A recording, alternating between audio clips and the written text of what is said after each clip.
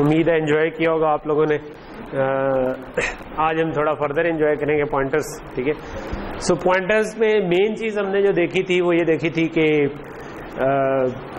अगर किसी memory address को हम सेव करना चाहें तो उसको जिस वेरिएबल में हम सेव करते हैं उसको हम पॉइंटर कह देते हैं, ठीक है।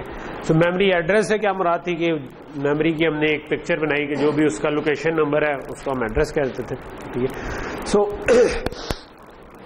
और फिर हमने एक दो चीज़ें देखी कि अच्छा अगर पॉइंटर डिक्लेयर करना हो तो हम अगर इंटीजर टाइप का पॉइंटर है तो इंट के आगे स्टैरिक डाल देते हैं, करैक्टर टाइप का तो करैक्टर के आगे स्टैरिक डाल देते हैं, और अगर किसी वेरिएबल का एड्रेस निकालना हो तो हम उसके पीछे एंड का साइन डाल देते हैं तो उसका एड्रेस हमें पता चल जाता है।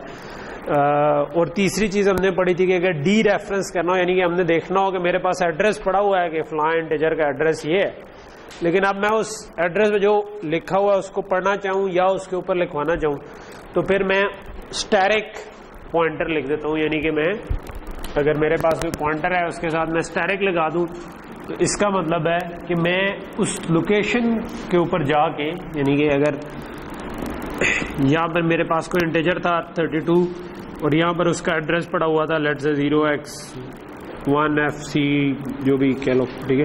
तो हमने कहा था कि ये पॉइंटर है उसका, ठीक है। सो अगर मैंने कहीं पे लिखा हुआ था int asterisk ptr is equal to address of a where this is a, ठीक है। तो अब मैं अगर इसके थ्रू इस पर लिखवाना चाहूँ, यानी कि जो मेरे पास ptr है, ये मेरे पास ptr पड़ा हुआ है, तो मैं लिखूंगा asterisk ptr is equal to 10 लिख दूंगा तो इसका मतलब है इस जगह पर 10 लिखा जाएगा, नॉट इस जगह पर, ठीक है। क्योंकि ये अब हम कह रहे हैं कि पॉइंटर जहाँ पर रेफर कर रहा है उस जगह पर जाकर 10 लिखवा, ठीक है। अगर मैं लिख दूंगा asterisk ptr is equal to asterisk ptr +1 तो जो इस जगह पर 10 लिखा हुआ था तो वहां पर 11 आ जाएगा, ठीक है। सो स्टैरिक का मतलब है कि मैं डी रेफरेंस कर रहा हूं, यानी कि मैं उस पॉइंटर जिस जगह पॉइंट कर रहा था उस जगह पहुंच गया हूं, ठीक है। तो स्टैरिक का ये मतलब होता है। तो ये हमने मोर और लेस लास्ट टाइम किया था, ठीक है। तो आज हम इसी की फर्दर एग्जांपल्स कुछ करते हैं ताकि हमें थोड़ा सा और पुख्ता हो जाए ये कॉन्सेप्ट, ठीक है। तो पहली एग्जांपल हम करेंगे करैक्टर एरेस के हिसाब से, ठीक है। सो मे बी करैक्टर एरे जिसको हम सी स्ट्रिंग भी बास का कह देते हैं, ठीक है, कि जो C++ की स्ट्रिंग से पहले होती थी, ठीक है। ऊपर वाली एग्जांपल मैं नहीं कह रहा क्योंकि ऑलमोस्ट हमने ये की हुई है, ठीक है। अच्छा, सो ये एग्जांपल है हमारी जो कि हम करना चाह रहे हैं। सो एक हमने तरीका बनाया हुआ है कि करैक्टर एरे हम बना लें यूजिंग 4 लेट से str2 80, तो ये अब एक 80 की एरे मेरे पास बन गई। लेकिन अब जो दूसरा तरीका है वो ये है कि मैं करैक्टर पॉइंटर के थ्रू भी इसको इनिशियलाइज कर सकता हूँ। इससे ऊपर वाली लाइन पे आपने देखा होगा ये क्या लिखा हुआ है, 4 asterisk str1 is equal to something. जब हम इस तरह से लिखते हैं तो इसका मतलब कंपाइलर ये लेता है कि इस साइज की मेमोरी एलोकेट करो जो भी इसकी लेंथ बनती है +1, क्योंकि हमने हमेशा पढ़ा है कि उसके आगे एक 0 अपेंड होता है, ठीक है।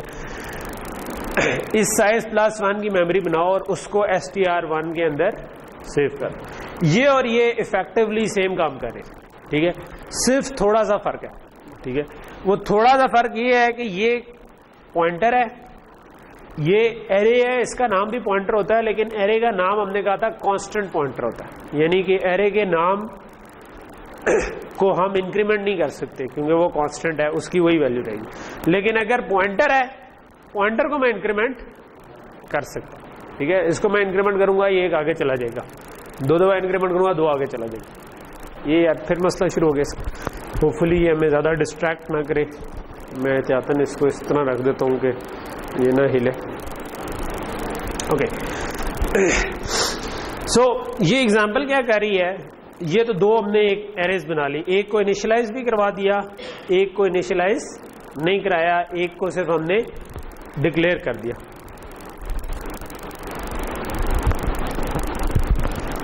बेस्ट रेजोल्यूशन इज 800/600 है, तो अभी हमारी 800/600 नहीं है।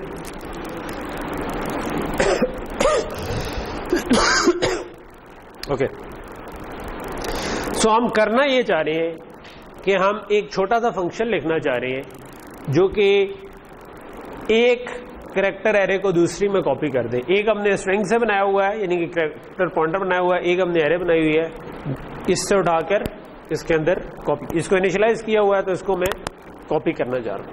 ठीक है, सो कॉपी कैसे किया जा सकता है? कॉपी करने के लिए मैं उसका पहला एलिमेंट लिखवाऊं, इसमें कॉपी कर दूं, दूसरा एलिमेंट लिखवाऊं, इसमें कॉपी कर दूं, तीसरा एलिमेंट लिखवाऊं, इसमें कॉपी। कब तक कॉपी करता रहूं?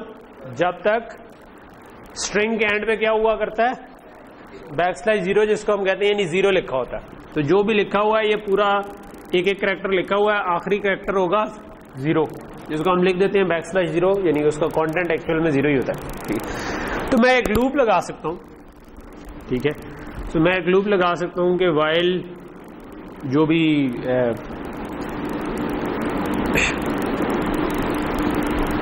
पॉइंटर के अंदर कोई वैल्यू अगर है, 0 नहीं है, ठीक है, तो तब मैं जो भी पॉइंटर के ऊपर लिखा हुआ है वो कॉपी कर दूं, जो भी डेस्ट पॉइंटर के ऊपर।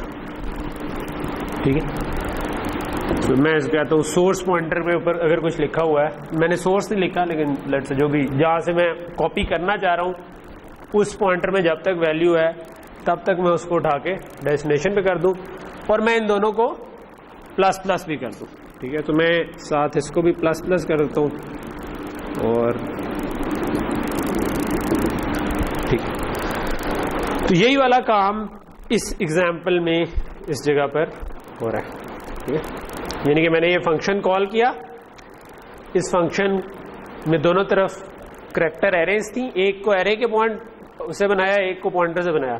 लेकिन मैंने आपको बताया था कि आप चाहे एरे से बना लें चाहे पॉइंटर से बना लें, आप उसको एरे नोटेशन से भी एक्सेस कर सकते हैं, उसको पॉइंटर नोटेशन से भी एक्सेस। तो यहां पर हम इसको पॉइंटर नोटेशन से एक्सेस करें। ठीक है, तो हमने कहा कि एक मेरे पास है डेस्टिनेशन एरे, एक है सोर्स एरे, यानी कि जहां से मैं कॉपी करना चाह रहा हूं उसको सोर्स कह रहा हूं, जहां पर कॉपी करना चाह रहा हूं जिसके अंदर, उसको मैं कह रहा हूं डेस्टिनेशन। जब तक सोर्स 0 नहीं है, अगर 0 होगा तो वाइल से बाहर आ जाएंगे, जब तक ये 0 नहीं है तब तक ये चलता जाए। और फिर हमने क्या किया, डेस्ट के अंदर सोर्स लिखवा दिया, अभी लेट से ++ को बोल जाए। ठीक है, सो डेस्ट के अंदर सोर्स कॉपी कर दिया, और उसके बाद हम क्या करना चाह रहे हैं, डेस्ट पॉइंटर को भी ++ करना चाह रहे हैं, सोर्स पॉइंटर को भी। लेकिन ++ का मतलब ही क्या होता है कि ये पोस्ट इंक्रीमेंट है, यानी कि पहले कॉपी हो जाएगा बाद में इंक्रीमेंट हो जाएगा। ठीक है, अच्छा, जब आप ये लिखते हो ना स्टैरिक डेस्ट ++, तो ये कंफ्यूजिंग हो सकता है, ये कंफ्यूजिंग हो सकता है कि क्या स्टैरिक डेस्ट में जो है वो ++ हुआ है या डेस्ट ++ हुआ है, लेकिन स्टैरिक डेस्ट सिर्फ मैंने उठाया है। ठीक है, इसमें होता ये है कि जब आपके ये जो यूनरी ऑपरेटर्स है ना, ये राइट टू लेफ्ट इवेल्युएट होते हैं। ठीक है, तो इसमें ++ जो है ये पहले होगा, स्टैरिक बाद में होगा, यानी कि इंक्रीमेंट डेस्ट होगा, ना कि स्टैरिक डेस्ट पहले हो जाए और बाद में इंक्रीमेंट। ठीक, इंक्रीमेंट पहले का ये मतलब नहीं है कि इंक्रीमेंट पहले हो जाएगा, इसका मतलब है ये ऑपरेटर पहले लगेगा, ये ऑपरेटर डेस्ट के ऊपर लगेगा, ना कि स्टैरिक डेस्ट। ठीक है ये पोस्ट इंक्रीमेंट, इसका मतलब क्या है कि ये इंक्रीमेंट इस वाली स्टेटमेंट यानी इस सेमीकोलन में जो कुछ कैलकुलेट हो रहा है उसके बाद ही इंक्रीमेंट होने हैं दोनों। ठीक है, सो क्या हुआ, स्टैरिक डेस्ट पे स्टैरिक सोर्स कॉपी हो गया, और ++ क्योंकि पोस्ट इंक्रीमेंट है तो दोनों पॉइंटर एक एक आगे भी चले गए। अगर मेरे पास ये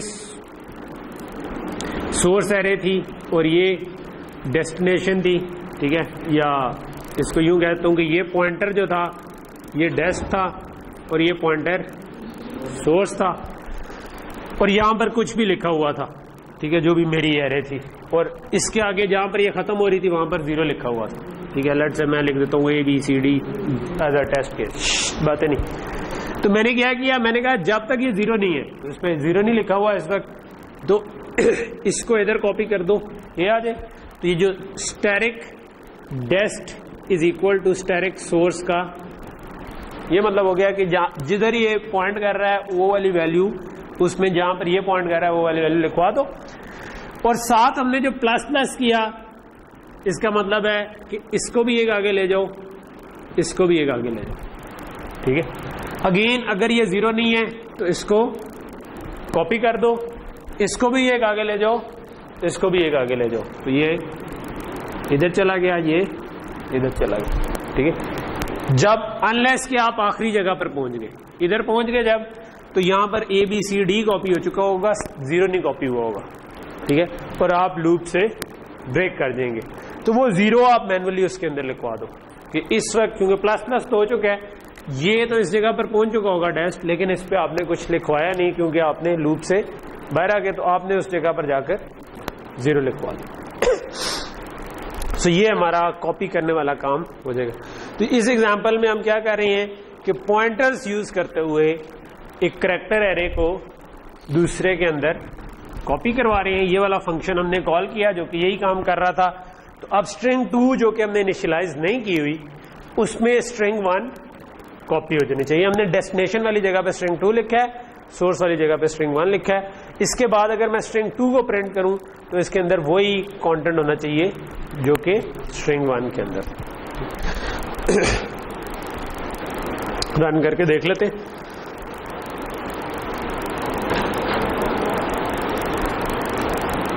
तो नहीं आ गया अभी, नहीं, ठीक है। जो स्ट्रिंग 1 का कंटेंट था कि self conquest is the greatest victory, ठीक है, मीनिंगफुल बात की है।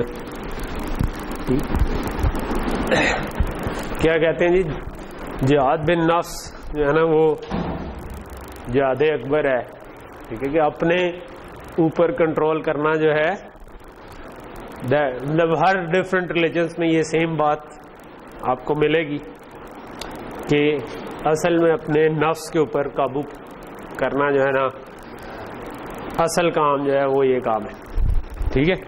ये दिल कर रहा हो कि फेसबुक पे बैठ जाए उसके बजाय प्रोग्रामिंग पे बैठ जाए, ठीक है, तो ये नफ्स पे काबू करने का एक तरीका हो सकता है, ठीक है। और दिल में आ रहा हो कि यार ये मुझसे नहीं होगा, लेकिन आप कहेंगे नहीं नहीं लगे रहते हैं, ठीक है। तो इंजीनियर जो है ना वो होते हैं, कहते हैं कि यार भाई लगे रहो, जब तक नहीं समझ आता छोड़ेंगे नहीं, ऐसी की तैसी प्रोग्रामिंग हो या जो भी हो, जो भी सब्जेक्ट आपको मुश्किल लगे छोड़ेंगे नहीं। ओके, सो ये हमारी पहली एग्जांपल होगी जिसमें मतलब लास्ट क्लास में जो एग्जांपल्स की थी वो हमने की थी इंटीजर टाइप के पॉइंटर को आई थिंक यूज करके की थी, तो इस दफा हमने करैक्टर पॉइंटर को यूज करें।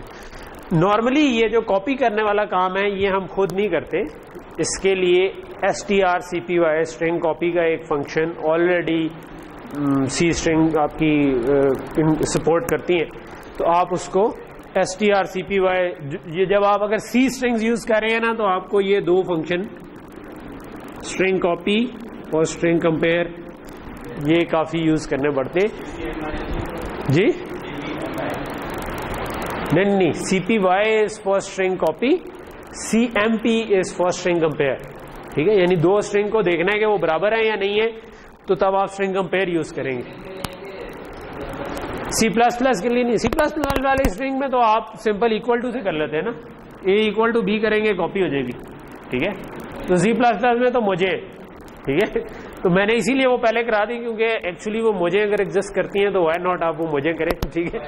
और अगर आपने कंपेयर करनी है तो फिर भी आप उसमें भी इस तरह कर सकते हैं, लेकिन अगर आप सी में यूज करें तो फिर आप इसको, अगर आपने फाइल हैंडलिंग करनी है तो आप ये भी कर सकते हो कि आप उस स्ट्रिंग को कॉपी कर लिया करो, सी स्ट्रिंग क्लास में सी स्ट्रिंग रख लो, उस पर जो ऑपरेशंस करने हैं उसमें आप उसको कन्वर्ट करके ऑपरेशन कर लो, ठीक है। तो ये काम भी कर सकते हैं। ओके, एनीवे इस पे बंद।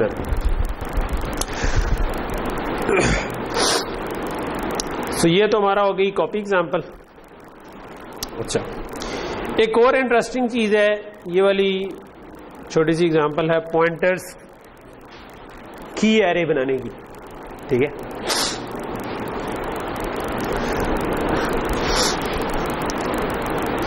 ओके, ओके, ये एक छोटी सी एग्जांपल है जिसमें हमने क्या किया हुआ है कि हमने कहा है कि हम सिंपल 7 डेज की एरेज बनाना चाह रहे हैं। 7 डेज के नाम जो है ना वो एक एरे में सेव हुए हों, ठीक है। सो एक इसका तरीका ये है कि भाई मैं, चलो लेट से पहले इसके कोड को नहीं देखते। एक तरीका ये है कि भाई मैं एक 2 डायमेंशनल एरे बना लूं, ठीक है, एक करैक्टर एरे बना लूं जिसकी 7 रोज हों और कॉलम्स कितने हों। अब ये डिपेंड करता है दिन का नाम कितना है, ठीक है। अब संडे में 6 आ रहे हैं करैक्टर, मंडे में भी 6 आ रहे हैं, ट्यूसडे में 7 आ रहे हैं, वेडनेसडे सबसे लंबा लग रहा है। तो 1 2 3 4 5 6 7 8 9 करैक्टर इसमें आ रहे हैं, और तो कोई इससे बड़ा नहीं है।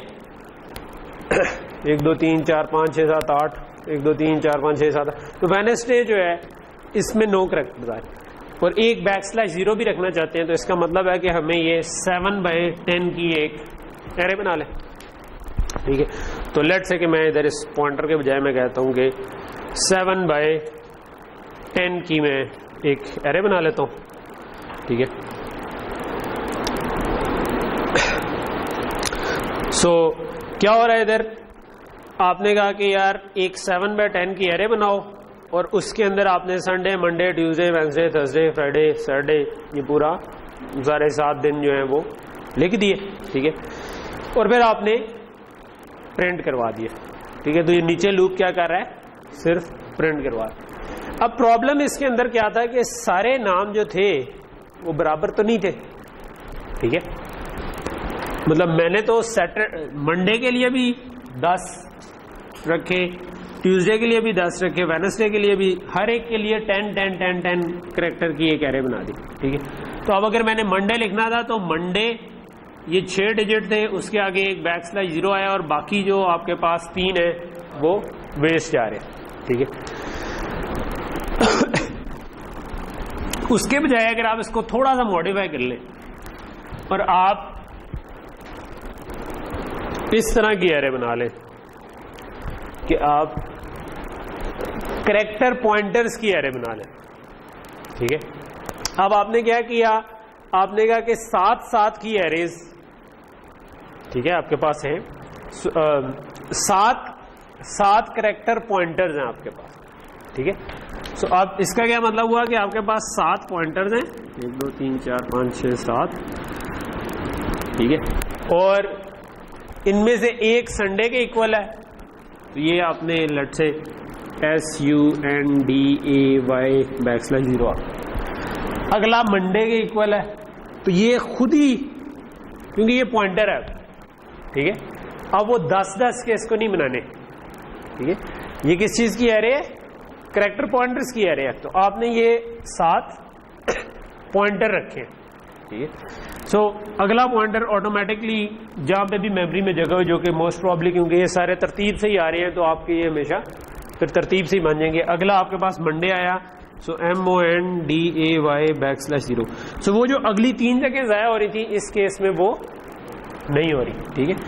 प्रोग्राम में हमने सिंपल ये चेंज किया है कि यहाँ पे हमने उधर उधर उठा के इसको पॉइंटर्स की एरे बना दिया। यूज भी वैसे ही किया हमने, यूज करते हुए भी हमने कहा कि यार 0 नंबर वाला जो करैक्टर पॉइंटर है उसको कर दो, क्योंकि एरे खुद भी हमने क्या कहा था, एरे का नाम जो है वो उसका पॉइंटर ही होता है। तो ये अब आपने इसका कह दिया कि इसके 0 को प्रिंट करवाओ, तो ये इसका मतलब है ये इसको प्रिंट करवा दो, जब तक \0 नहीं मिलेगा ये उसको प्रिंट करवा देगी। 1 को प्रिंट कराओ, जब तक \0 नहीं मिलेगा ये उसको प्रिंट करवा देगी, ठीक। तो ये आपका बेसिकली इस छोटी सी चेंज ने आपकी मेमोरी के अंदर जो अननेसेसरी जगह ज़ाया हो रही थी वो बचा दी। शायद इस केस में उतनी नहीं बचाई जितना कि अगर ये कोई बड़ा प्रोग्राम होता, ठीक है। आपने अगर कोई 50,000 लोगों का नाम सेव करने होते हैं और वो नाम भी बड़े बड़े होते हैं, तो वहां पर ये आपके पास ज़्यादा यूजफुल हो जाता कि आप उसका वो जो हर एक के अंदर थोड़ी थोड़ी सी, क्योंकि आप सेफ रहने के लिए 100 का बना देते लट से, तो वो हर नाम जो है कोई 10 करैक्टर का है, कोई 50 का है, कोई तो मतलब वो जो एक्स्ट्रा जगह ज़ाया हो रही थी वो हमारे पास बच जानी थी, ठीक है। इसको भी मैं रन करूं तो इसका प्रोग्राम के अंदर एज सच कोई चेंज नहीं है, उसी तरह ये चल के आपके पास सारे नाम प्रिंट हो। सो यहां तक चीज क्लियर होगी कि पॉइंटर्स का फिर एक और फायदा ये हो गया कि आप थोड़ी सी जगह भी सेव कर सकते हैं अगर आप पॉइंटर्स की एरे बना लें। अच्छा, सो एक चीज हम पिछले कुछ अरसे से ना, मैंने आपको एक दो दफा हिंट दिए बट हम उसको अवॉइड करते आ रहे थे, वो था न्यू और डिलीट, जिसको हमने कहा था। जब आप उसको हम इसीलिए अवॉइड करते आ रहे थे कि उससे पहले आप पॉइंटर पढ़ लें। पॉइंटर का एक काफी बड़ा यूज ये है कि आप वो न्यू और डिलीट के साथ उसको यूज करते हैं, ठीक है। हमने एक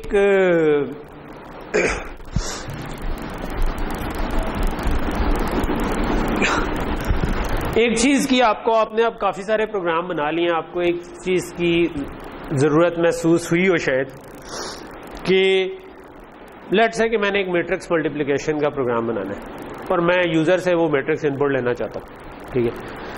अब यूजर जो है, मैं चाहता हूं कि भाई यूजर बेशक 100/100 की मैट्रिक्स इनपुट कर दे, बेशक 2x2 की मैट्रिक्स इनपुट कर ले, लेकिन अगर अभी तक आपने जो पढ़ा था उसके हिसाब से प्रोग्राम बना रहे होंगे तो आपने अगर 2x2 की बनानी है या 100/100 की बनानी है, आप एरे का साइज आपको शुरू में ही बताना पड़ता है। तो आप कहेंगे कि नहीं यार, मैंने 100/100 के हिसाब से प्रोग्राम बना दिया है, अब अगर किसी ने 2x2 एंटर किया है तो उसी 100/100 के 2x2 वाले हिस्से को मैं यूज कर लूंगा, और अगर किसी ने 100/100 की किया है तो मैं एक्चुअल में वो पूरी की पूरी यूज। बट ये इनएफिशिएंट तरीका है कि आपने मल्टीप्लाई 2x2 करना था लेकिन आपने सपोर्ट 100/100। सो आप मतलब हम ये चाहेंगे किसी तरह के यार यूजर मुझे बता दे कि भाई उसको क्या साइज चाहिए और मैं उतनी मेमोरी यूज करूं, उससे ज्यादा भी ना यूज करूं, उससे कम भी नहीं। सो न्यू और डिलीट जो है ना, न्यू यूज होता है रन टाइम पे आप, यानी कि चलता हुआ प्रोग्राम मेमोरी मांग सके, ठीक है, जितनी उसको मेमोरी चाहिए। सो ये अगली एग्जांपल जो है ना, ये न्यू की एक छोटी सी एग्जांपल है, ठीक है। इसमें हम ये वाला फंक्शन यूज कर रहे होंगे, ठीक है। तो ये आपको उसका सिंटेक्स बता दें। हम करना ये चाह रहे हैं कि इसमें हमने वो str कॉपी यूज किया हुआ बजाय अपना जो कॉपी का लिखा था वो भी यूज कर सकते थे। हम करना ये चाह रहे हैं कि एक स्ट्रिंग हमारे पास ऑलरेडी एग्जिस्ट करती है, हम दूसरी स्ट्रिंग, दूसरी कैरेक्टर एरे या स्ट्रिंग जो बनाना चाह रहे हैं वो हम एग्जैक्टली इसी साइज की बनाना चाह रहे हैं, ठीक है, यानी दिस साइज +1, बिकॉज जो भी \0 के लिए ना, जब आप साइज निकालते हैं तो वो \0 के बगैर का साइज आपको बताता है, ठीक है। तो अगर आप ये करना चाहते हैं कि आप चलते हुए प्रोग्राम में अपनी मर्जी से साइज लेना चाहें, ठीक है, तो फिर आप न्यू यूज करते हैं। इस केस में हमने क्या किया, हमने strlen जो फंक्शन है ना, एक तो स्ट्रिंग कंपेयर स्ट्रिंग कॉपी बताया, ये स्ट्रिंग लेंथ का फंक्शन है कि आप लेंथ बताना चाहें, अगर सी स्ट्रिंग यूज कर रहे हैं उसकी लेंथ निकालनी है तो आप str लेंथ को, इसके लिए प्रोबेबली आपको कुछ इंक्लूड करना पड़ेगा। मैं आयोस्ट्रीम, एक मिनट, नहीं इंक्लूड करना पड़ेगा, नहीं मेरा ख्याल है यार वैसे था कोई, चलो नहीं करना पड़ेगा तो बस सही है। तो मैं भूल तो नहीं गया कहीं और दरमियान में मैंने इंक्लूड किया हो, पता चला। चलो तो नहीं करना पड़ेगा। तो अगर आपको कोई एरर है तो आप जस्ट गूगल कर लेना कि इसके लिए कौन सी लाइब्रेरी इंक्लूड करनी पड़ती है, लेकिन अगर अभी चल रहा है तो दैट मीन्स कि प्रॉब्ली आपको कोई लाइब्रेरी इंक्लूड करने की जरूरत नहीं है। तो यहां पर हमने क्या किया, हमने कहा कि ये एक स्ट्रिंग है, उसकी लेंथ निकालो, और अब हम एक नई स्ट्रिंग बनाना चाह रहे हैं। उसके लिए हमने एक कैरेक्टर पॉइंटर बनाया, लेकिन हम उसका साइज क्या रखना चाहते हैं, जो भी स्ट्रिंग की लेंथ है +1, 1 फॉर कि उसके आगे 0 भी डालना है। अगर आप स्ट्रिंग लेंथ से लेंथ निकालते हैं ना तो वो आपको वो जो 0 आ रहा होता है उसको निकाल के उसको माइनस करके बताता है, ठीक है, कि कितना उसका साइज है। तो हमने वो खुद फिर मैनुअली उसको प्लस कर दी, ठीक है।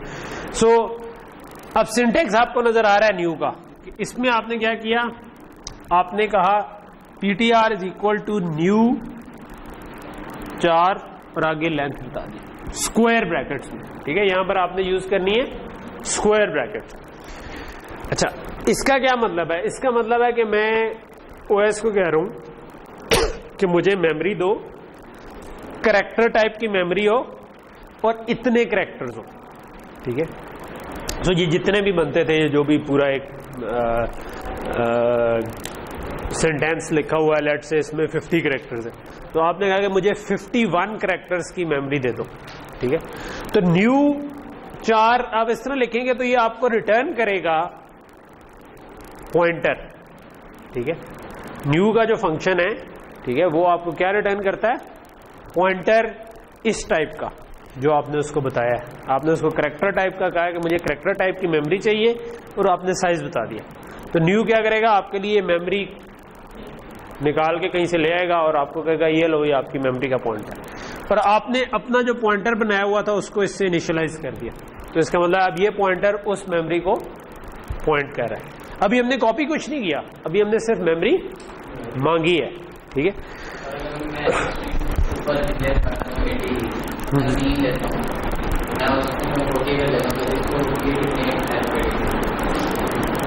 अगर मैं 80 की स्ट्रिंग बना देता हूं, मैं 40 उसमें कर देता हूं, तो स्ट्रिंग लेंथ मुझे 40 बताएगा, ठीक है। और फिर जब आप न्यू करोगे तो आप 40 + 1 41 जी जी जी, हमने स्ट्रिंग लेंथ के हिसाब से कहा हुआ ना, हमने तो लेंथ निकाल लिया ना। यानी कि फर्क क्या है, ये तो हमने एक और स्ट्रिंग ली हुई है ना, just to make it short, ताकि मुझे यूजर से इनपुट ना लेनी पड़े। लेकिन बेसिकली मैं यहां पर जो कर सकता हूं, जो ये चीज आपको बता रही है, तो ये कि मैं यूजर से पूछ सकता हूं कि भाई कितने साइज की आपको एरे चाहिए। मैं इधर बेशक यूजर से सीन करा दूं कि भाई कितने साइज की एरे चाहिए। यूजर कहे मुझे 100 की चाहिए, तो ये 100 + 1 की एरे बन जाएगी। अगर वो कहे 10 की चाहिए, 10 की एरे बन जाएगी, ठीक है। जबकि अगर मैं वैसे ये करता कि करैक्टर, लेट्स से मैं स्ट्रिंग बनाता और इधर मैं कोई वेरिएबल दे देता जो कि मैंने यूजर से सीन करवाया होता, लेट्स से साइज, ठीक है, इंट साइज, और यहां पर साइज दे देता, तो ये कंपाइलर ने नहीं मुझे करने देना था। कंपाइलर ने मुझे इस जगह पर एरर दे देनी थी। क्यों? क्योंकि वो कहता कि भाई आप एरे का साइज जो है it has to be a constant, ठीक है। ये हमने जब एरे पढ़ी थी तो ये चीज हमने डिस्कस भी की कि नॉर्मली आप एरे का साइज चेंज नहीं कर सकते, लेकिन अगर आप न्यू करके बना रहे हैं, ठीक है, अब जो साइज है ये आप बता सकते हैं, ये यूजर से भी इनपुट ले सकते हैं, ठीक है। तो ये हम एक एरे ही बना रहे हैं ना, लेकिन हमने इस एरे का साइज रन टाइम पे बता दिया है। रन टाइम हम उसको कहते हैं कि जब प्रोग्राम चल रहा था उस वक्त यूजर से पूछ के आपने या किसी भी बेस पे कैलकुलेट किया कि मुझे इस साइज की चीज चाहिए और वो साइज बता दिया, ठीक। तो ये आपको न्यू अलाउ करता है, ठीक है। तो ये बड़ी यूजफुल चीज है, ये मैंने कई प्रोग्राम्स में ये काम बड़ा यूजफुल रहता है। फॉर एग्जाम्पल, जिस तरह हमने वो छोटा सा पार्सर की एग्जाम्पल, लेट्स से आप एक ऐसा प्रोग्राम बना रहे हैं जो कि एक फाइल को रीड करता है और उसके ऊपर कुछ ऑपरेशन करता है। अब वो जो फाइल रीड करनी है वो फाइल बड़े साइज की भी हो सकती है, छोटे साइज की भी हो सकती है, ठीक है। तो आप चाहेंगे कि भाई मैं जिस साइज की फाइल है उस साइज की एक एरे बना लूं और उसके अंदर वो पूरे का पूरी कॉपी कर लूं और फिर मैं उस एरे के ऊपर ऑपरेशन करना शुरू कर दूं, ना कि हर दफा मैं फाइल रीड राइट करूं, ठीक है। लेट्स से आप फॉर स्पीड ये काम करना चाहते हैं, क्योंकि फाइल रीड राइट जो होती है वो स्लो होती है। हम तो एक ही मतलब कोड में तो एक लाइन ऑफ कोड से फाइल भी रीड हो जाती है और ये भी रीड हो जाता है, लेकिन प्रैक्टिकली इसके पीछे क्या हो रहा होता है, फाइल डिस्क से रीड होके आ रही होती है और अगर आपने एक एरे बनाई हुई है तो वो रैम के अंदर होती है। रैम जो है वो डिस्क से at least thousands of times faster होती है, यानी कि आप अगर डिस्क से एक सिंगल रीड करते हैं तो वो बहुत स्लो होता है। कितना स्लो कि वो मिली सेकेंड्स ले रहा हूं। मिली सेकेंड्स जो है वो एक इंजीनियर के लिए जमाने गुजर गए होते हैं, ठीक है, क्योंकि आप कुछ गीगाहर्ट्ज जो है ना, अगर आप 2 गीगाहर्ट्ज पे चल रहे हैं लट से आपका प्रोसेसर, तो 2 गीगाहर्ट्ज का मतलब है 1 सेकंड के 2 बिलियन हिस्से कर दूं तो उनमें से एक हिस्सा जो है वो एक प्रोसेसर का साइकिल आपका है, ठीक है, जिसमें आपकी एक इंस्ट्रक्शन चल रही है, ठीक है। चाइना की आबादी 1 बिलियन है, यानी कि जितनी चाइना की आबादी है ना उसको डबल कर लो और उतने सेकंड के हिस्से कर लो। पर 1 मिली सेकंड का मतलब है कि 1 सेकंड के सिर्फ 1000 हिस्से, ठीक है। सो इसका मतलब है कि मिलियंस ऑफ साइकिल्स गुजर चुके होंगे जब तक आपका डिस्क से डाटा उठ के आएगा, ठीक है। So just to put in context कि आपका जो प्रोग्राम की स्पीड्स होती हैं उसमें मिली सेकेंड जो होता है, इसका मतलब सदियां गुजर गई हैं भाई, कितना डाटा ही नहीं आया, ठीक है। सो अगर आप लेट से कोई ऐसा प्रोग्राम बना रहे थे जिसमें आपको स्पीड चाहिए, आप चाहते हैं कि जो आपने कोई चीज़ फाइल से रीड की और आपने उसके ऊपर बहुत सारे ऑपरेशन करने हैं आगे पीछे जाके, तो एक उसका एक अगर फाइल बहुत बड़ी नहीं है, इफ इट्स नॉट, अगर वो जीबीज में है तो it's not a good idea कि आप पूरी की पूरी रैम में लें। अगर वो कुछ केबीज की है, जिस तरह नॉर्मली हमारा कोड होता है या कोई ऐसी चीज़ होती है, तो आप उसको उठा के रैम के अंदर एक बफर में लें और बाकी सारा काम उस बफर के ऊपर कर लें, ठीक है। तो आपने वो रैम में रीड करके ले आए और हर दफ़ा आप फाइल से रीड राइट नहीं करते, बल्कि फिर आप उसी बफर के अंदर जो भी चेंजेस करते हैं और एंड पे जाकर आप उसको वापस फाइल अगर कहीं पे लिखवानी थी। हाँ, मैं इसको चला लूं फिर मैं आपका वो वाला भी कर लूँ, ठीक है। तो ये अभी क्या कर रहा है कि आपने लेंथ जो है वो रन टाइम पे ये निकाली और उसके जरिए इसको इनिशियलाइज किया और उसके बाद हमने यही वाली स्ट्रिंग इसके पॉइंटर के अंदर कॉपी कर दी, ठीक है, और उसके बाद आपने इसको प्रिंट करवा दिया। So basically same string, delete पे मैं भी आता हूं, जस्ट डिलीट को आप इग्नोर कर दें फिलहाल, ठीक है।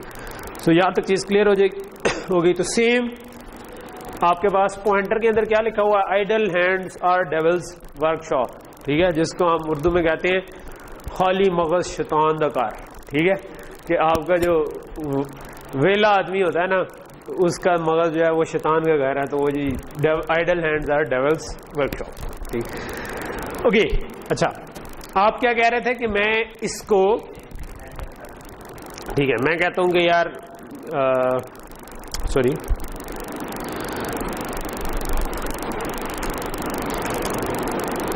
लेट से मैं कहता हूं एंटर स्ट्रिंग लेंथ, ठीक है,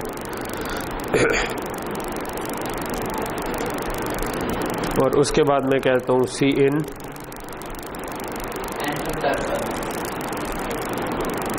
ठीक है,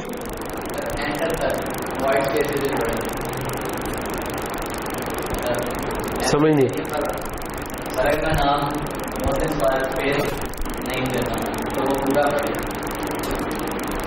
आप नहीं, आप ये चीज करना चाह रहे हो कि यूजर ने कोई लेंथ बताई है उसके हिसाब तक ले, या आप ये कहना चाह रहे हो कि अगर मैंने पूरा इनपुट लेनी होती तो वो, उसकी तो एग्जांपल मैं करा चुका हूं ना, वो तो ऑलरेडी मैं करा चुका हूं।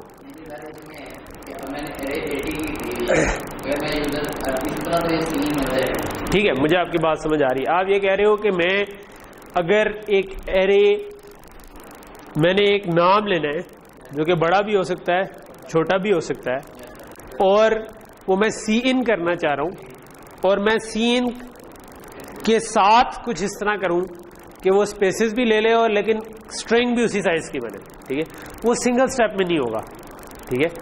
यानी कि आप वो जो स्ट्रिंग लोगे आपको पहले कुछ सेफ मार्जिन रख के एक स्ट्रिंग में कॉपी करना पड़ेगा, उसके बाद आप बेशक उसको अपने उसी साइज की लेंथ की स्ट्रिंग बनाओ, उसके अंदर कॉपी करो, ठीक है।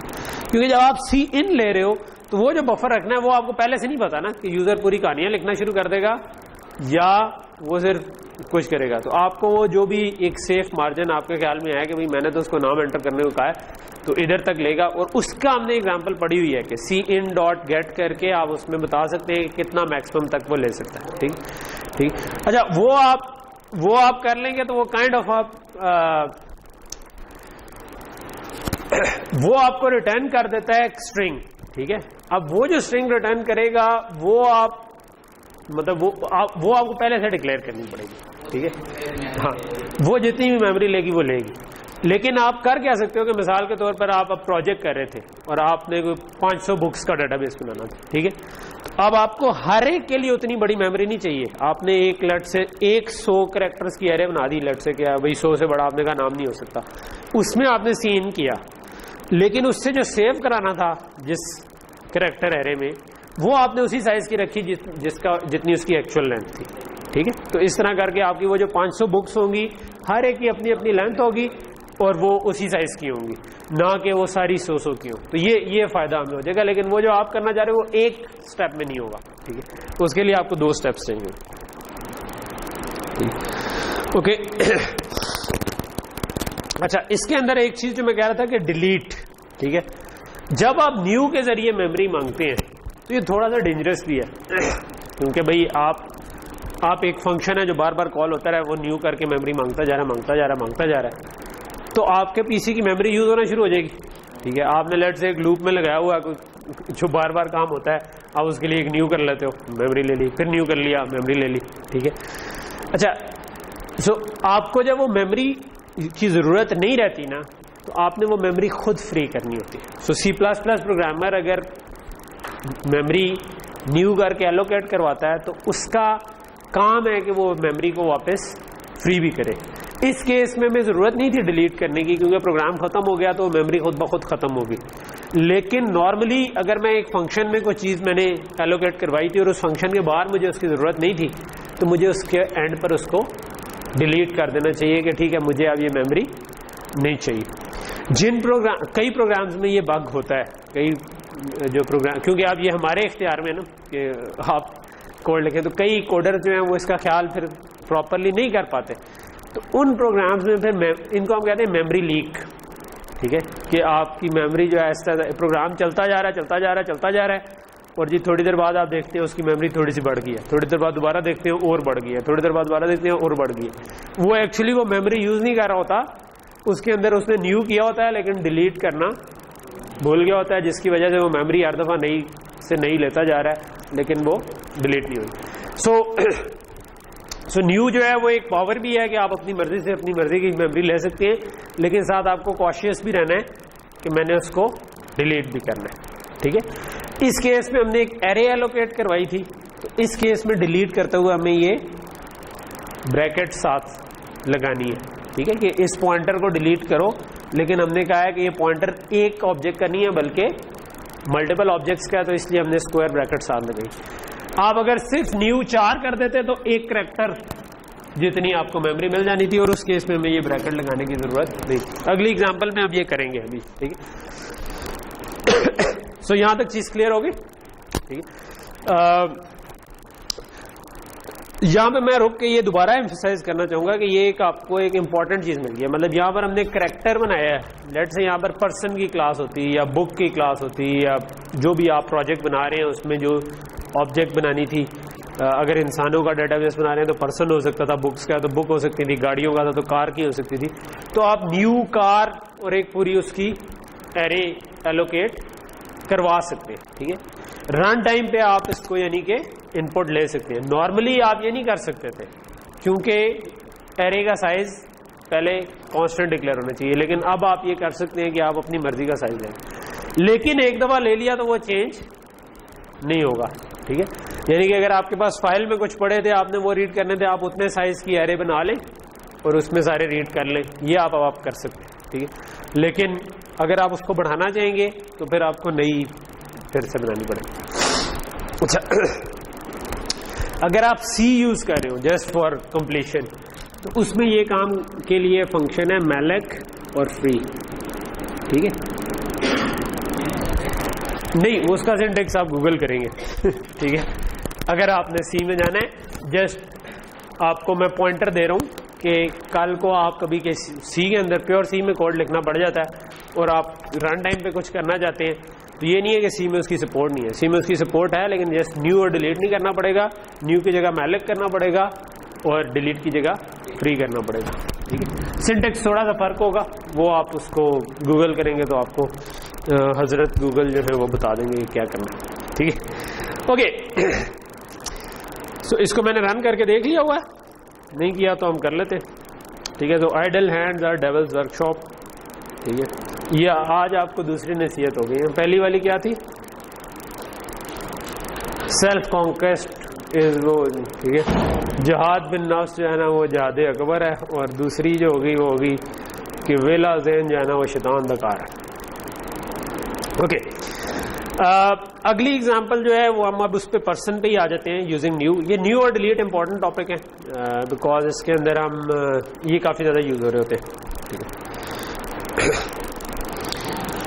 ओके, सो अगला जो एग्जांपल है वो है कि अगर जो हम न्यू कर रहे थे, अभी तो हमने एक करैक्टर एरे की थी, ठीक है। अगर मैंने सिर्फ एक ऑब्जेक्ट न्यू करनी हो, ठीक है, और वो किसी क्लास की हो, तो वो भी हम कर सकते हैं। जिस तरह करैक्टर एक डाटा टाइप है, तो जो हम क्लास बना लेते हैं वो भी एक डाटा टाइप ही होती है।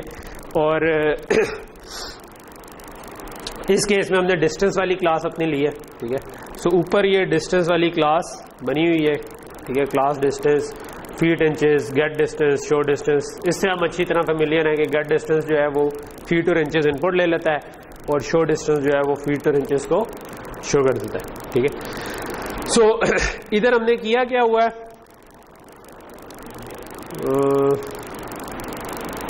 एक मिनट, ये वाली चीज जो है ना, इसमें मैं बात ना रहा,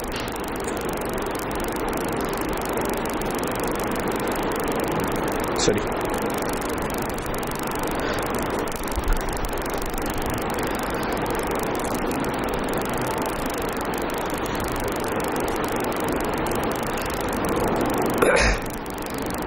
इस वाले हिस्से को मैं फिलहाल कमेंट कर देता हूं क्योंकि हम इस पे फिलहाल फोकस नहीं कर रहे। ये मैं अभी बाद में आपको बताता हूं 2 मिनट के। सो ये वाला सिंटेक्स तो हमारा सारा फेमिलियर है कि मैं डिस्टेंस की ऑब्जेक्ट बना लूं, उसको गेट डिस्टेंस कर दूं, शो डिस्टेंस कर लूं, तो मैं उस ऑब्जेक्ट के फंक्शंस कॉल कर सकता हूं।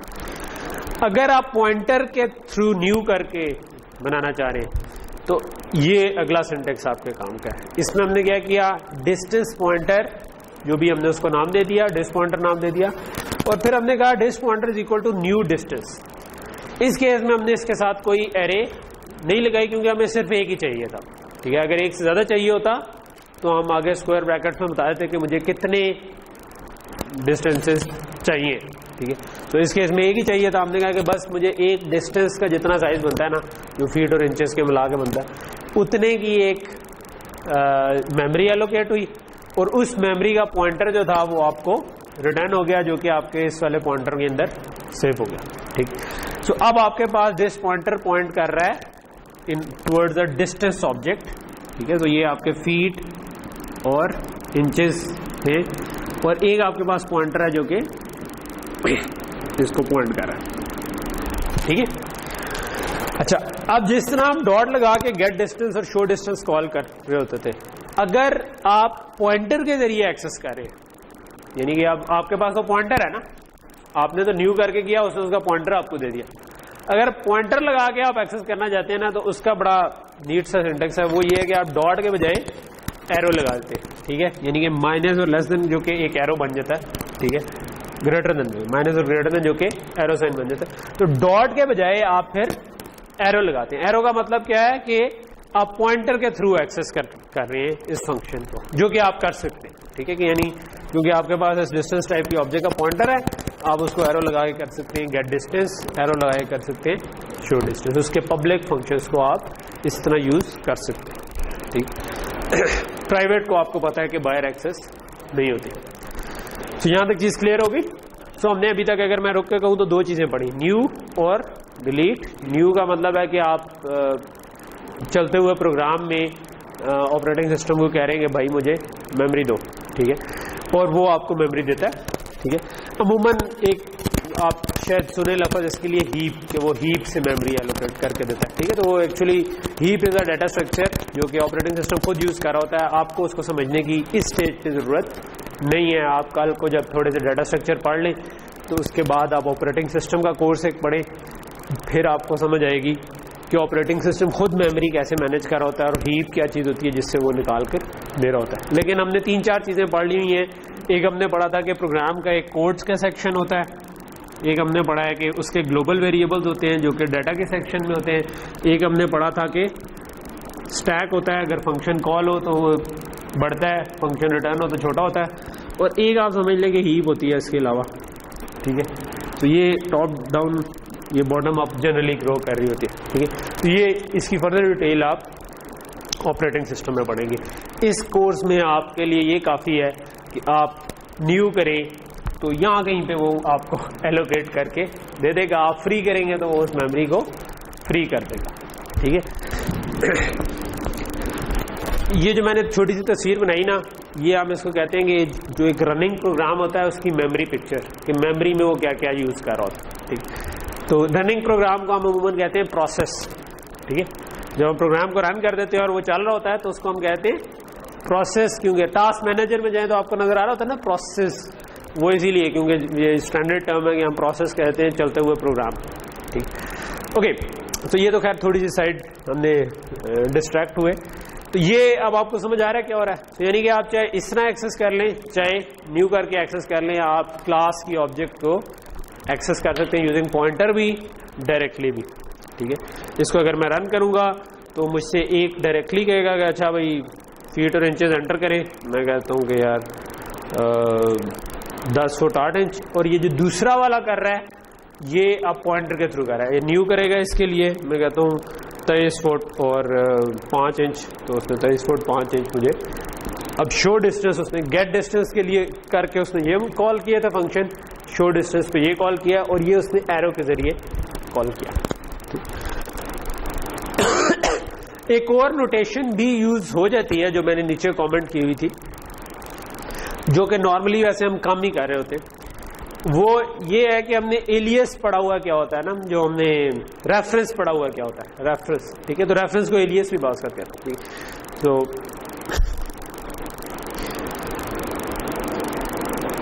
ये हमने क्या किया, ये हमने न्यू करके डिस्टेंस बनाया, ठीक है।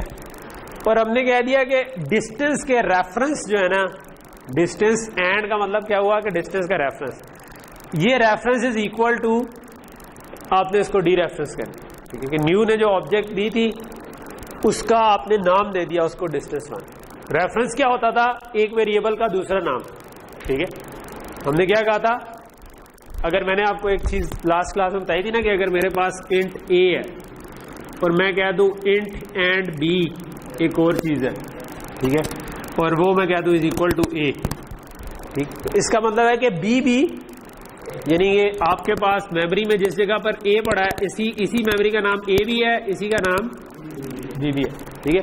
और आप इसको नॉर्मल वेरिएबल के तरह एक्सेस कर सकते हैं। तो ये हमने वो काम किया, हमने क्या किया, डिस्टेंस का रेफरेंस है, ठीक है, और दिस इज इक्वल टू किसके बराबर है, आपने न्यू डिस्टेंस किया तो ऑपरेटिंग सिस्टम ने आपको एक डिस्टेंस की जगह एलोकेट की और उसका पॉइंटर रिटर्न किया, ठीक है। आपने इस पॉइंटर को डी रेफरेंस कर दिया तो, और उसको इक्वल कर दिया अपने इस रेफरेंस के, तो इसका मतलब है कि अब इसका ही एक नाम dist1 हो गया, ठीक है। अच्छा, अब जब ये रेफरेंस होता है तो आप उसको बिल्कुल नॉर्मल वेरिएबल की तरह ट्रीट करते हैं, आप उसको एज अ पॉइंटर ट्रीट नहीं कर रहे होते। तो अब आप डॉट लगाकर भी फंक्शन को एक्सेस कर सकते हैं, क्योंकि आप ये नॉर्मल वेरिएबल की तरह ही एक्सेस हो जाए।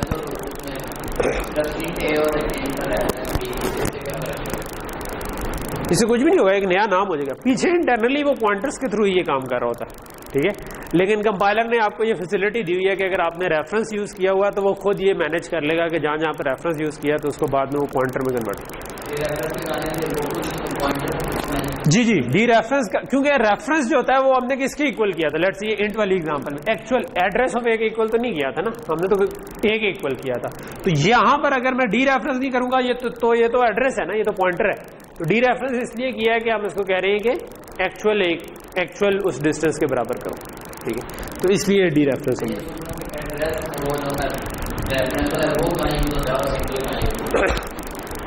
ये वाला नहीं, एंड दो तरह से यूज होता है ना, एंड बल्कि दो क्या ज्यादा तरह से यूज होता है। मतलब ऑब्वियसली एंड करने के लिए भी यूज होता है, जब हम डबल एंड लगाते हैं, अगर मैं ए एंड बी कर लूं सिंगल तो ये बिट वाइज एंड हो जाता है, अगर मैं एंड ए करूं तो अब ये एड्रेस ऑफ ए के इक्वल हो जाता है। अगर मैं डाटा टाइप के आगे एंड लगा दूं तो अब ये रेफरेंस है, अब ये एड्रेस नहीं है, अब ये रेफरेंस है। एंड ए कर दूं तो इसका मतलब है कि ये अब एक रेफरेंस वेरिएबल है जिसको आप किसी और वेरिएबल के इक्वल कर सकते हो। इंटरनली क्या हो रहा है, इंटरनली कंपाइलर खुद इसको अपने, कंपाइलर ने किसी न किसी तरह नामों के पीछे एड्रेस ही सेव किया होता है ना। हमें अगर कहीं पे बहुत सारे एड्रेस याद करना पड़ जाए तो हमें मुश्किल होगी, उसके बजाय हम नामों के जरिए कंफर्टेबल रहते हैं। लेकिन कंपाइलर तो उनको इवेंचुअली एड्रेसेस पे ही मैप कर रहा होता है, तो वो कहता है इसके पीछे भी वही एड्रेस रख देगा, इसके पीछे भी वही एड्रेस रख देगा, ठीक है। कि ये नाम और ये नाम जिस एड्रेस को रेफर कर रहे हैं वो सेम चीज है। इस केस में हमने क्या किया, हमने कहा कि ये एक न्यू करके हमने डिस्टेंस का पॉइंटर लिया, उसको डी रेफरेंस करके कहा कि उसी का एक और नाम है dist1, तो अब ये एक वेरिएबल ही बन गया जो कि इसको एक्सेस कर सकता है, ठीक है, और अब आप इसको यूज कर सकते हैं। ये लेकिन नोटेशन बहुत फ्रीक्वेंट यूज नहीं होती, ठीक है, मतलब मैं पर्सनली तो प्रेफर इसके बजाय ऊपर वाली नोटेशन ही करता हूँ, वो ज्यादा क्लियर है कि अगर आप पॉइंटर यूज कर ही रहे हैं तो just use the pointer. Okay, so ये हमारी इसको मैं रन करके देख लेता हूँ जस्ट आपको वो दिखाने के लिए कि तो अब तीसरी वाला जो था, दो तो उस तरह एक नॉर्मल तरीके से अपने ऑब्जेक्ट बनाई, वो उसी वक्त ऑब्जेक्ट बन गई, एक न्यू करके बनाई लेकिन पॉइंटर के जरिए एक्सेस की, तीसरी ऑब्जेक्ट जो है वो हमने रेफरेंस के तौर पे एक्सेस की। तो अब ये रेफरेंस के तौर पे जो भी एक्सेस हो रहा है और उससे भी ये फंक्शन कॉल है, ठीक। ओके, ये हमारी थी जी स्ट्रिंग पॉइंटर, और अब मैं दूसरे वाले पे आ जाता हूँ। पॉइंटर टू पॉइंटर पहले कर लूँ या नहीं, एक मिनट, मेरा ख्याल है कि मैं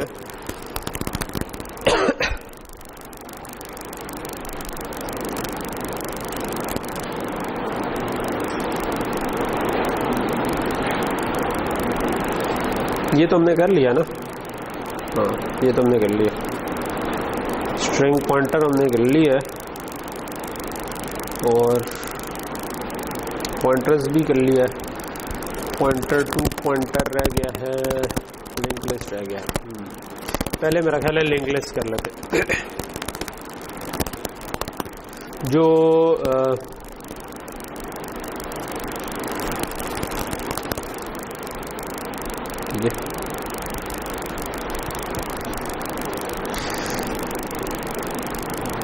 ये काइंड ऑफ एक टॉपिक है जो कि आप हाँ जी साइज बढ़ा दूं।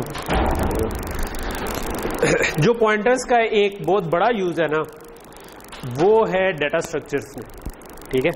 तो हम एक पहला डाटा स्ट्रक्चर इस क्लास में एज एन इंट्रोडक्टरी कवर कर लेते हैं, जो कि आपको पॉइंटर का यूज डेमोन्स्ट्रेट कर देगा और बिल्कुल बेसिक सा होगा। आप चाहें तो इसको यूज कर सकते हैं इन योर प्रोजेक्ट, ठीक है, चाहें तो ना यूज करें। वैसे यूज करने की जरूरत नहीं है क्योंकि आपने वेक्टर पढ़ लिया हुआ है, तो आप जो भी काम करना है वो एक्चुअली वेक्टर में कर सकते हैं, तो वो तो मजे हैं आपके।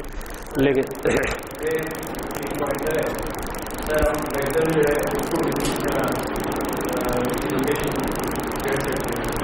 वेक्टर का नाम उसका पॉइंटर नहीं है, ठीक है। वेक्टर एक डाटा स्ट्रक्चर है जो कि आपको, एरे जो है उसका नाम उसका पॉइंटर है, वेक्टर जो है ना वो उसका नाम उसका पॉइंटर नहीं है। वेक्टर एक तरह की एक क्लास है जो कि एक लाइब्रेरी में उन्होंने बना के रखी हुई है, जिसके जरिए आप टेम्पलेट्स है जिसको आप यूज करते हुए अपनी ऑब्जेक्ट्स उसकी बना सकते हैं। तो उसके नाम को as an address use directly नहीं करते, ठीक है। अच्छा जी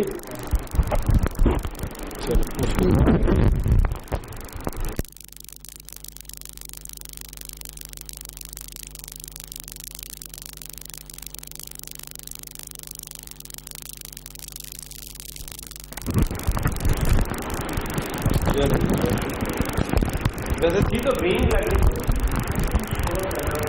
जोर दो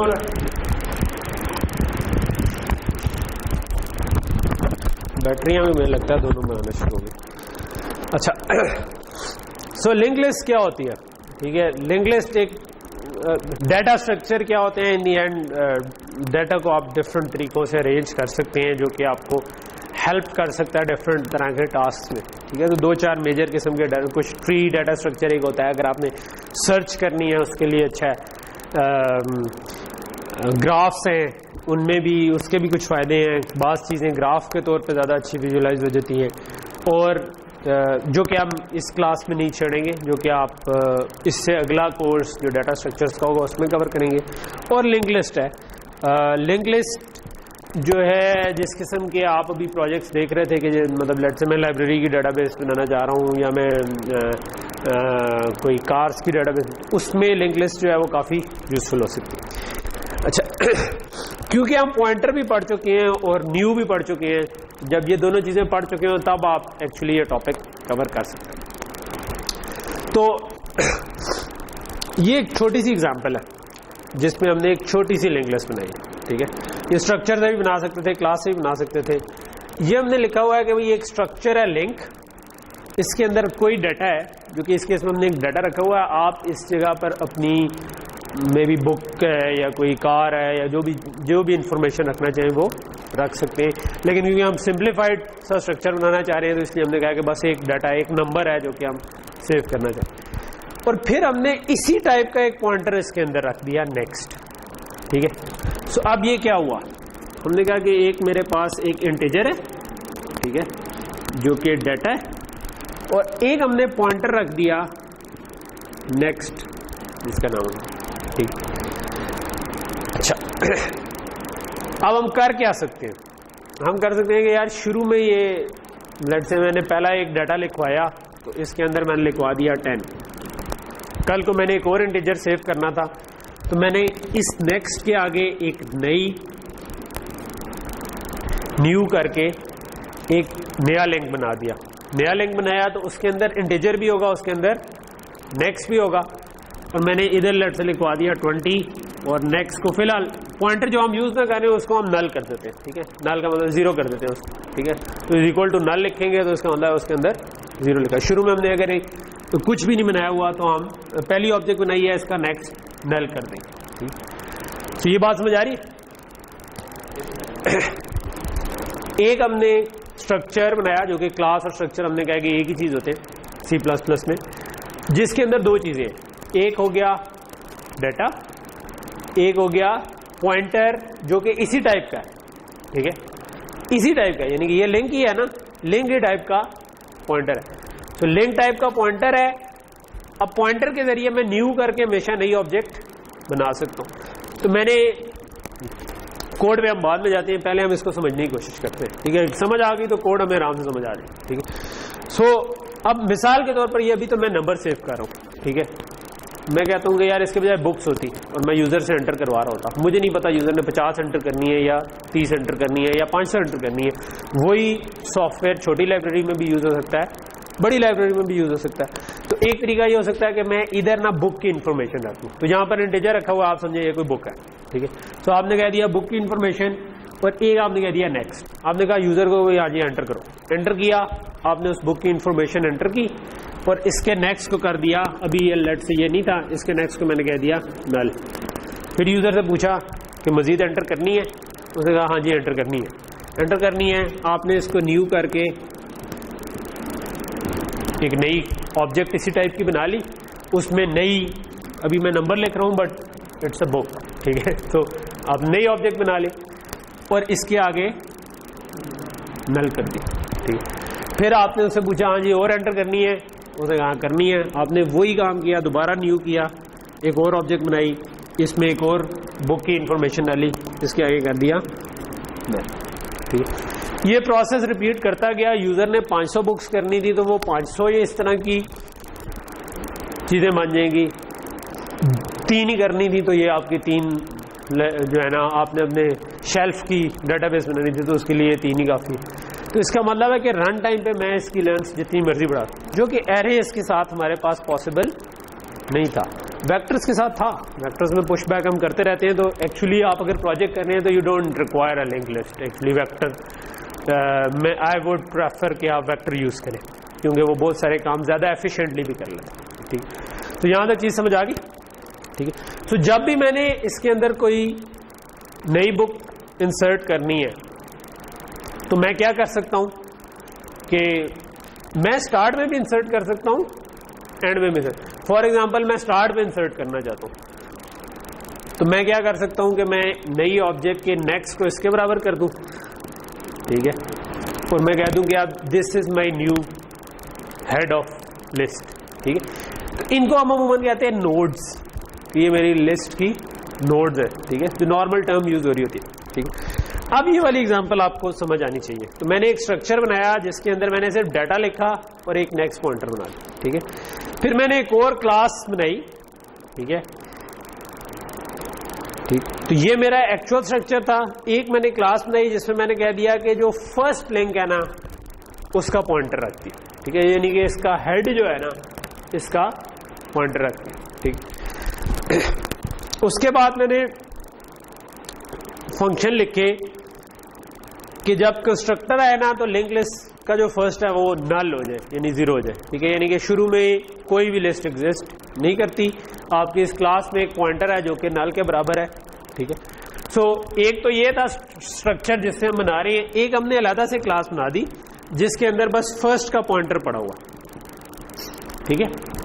तो ये हमने एक अलग से क्लास बना दी जो कि जिसके अंदर सिर्फ फर्स्ट का पॉइंटर पड़ा है, और शुरू में हमने कर दिया first is equal to null. इसका मतलब है ये कुछ भी एग्जिस्ट अभी नहीं करता, ठीक। उसके बाद हमने दो फंक्शन लिखे, ऐड आइटम और डिस्प्ले, ठीक है। तो ये भी क्योंकि बिल्कुल हम सिंपल सी एग्जांपल कर रहे हैं तो इसके अंदर हमने सिंपल यही लिखा कि भाई ऐड आइटम का मतलब है कि एक नया नंबर एंटर करो और उसको लिस्ट के अंदर डाल दो, ठीक है।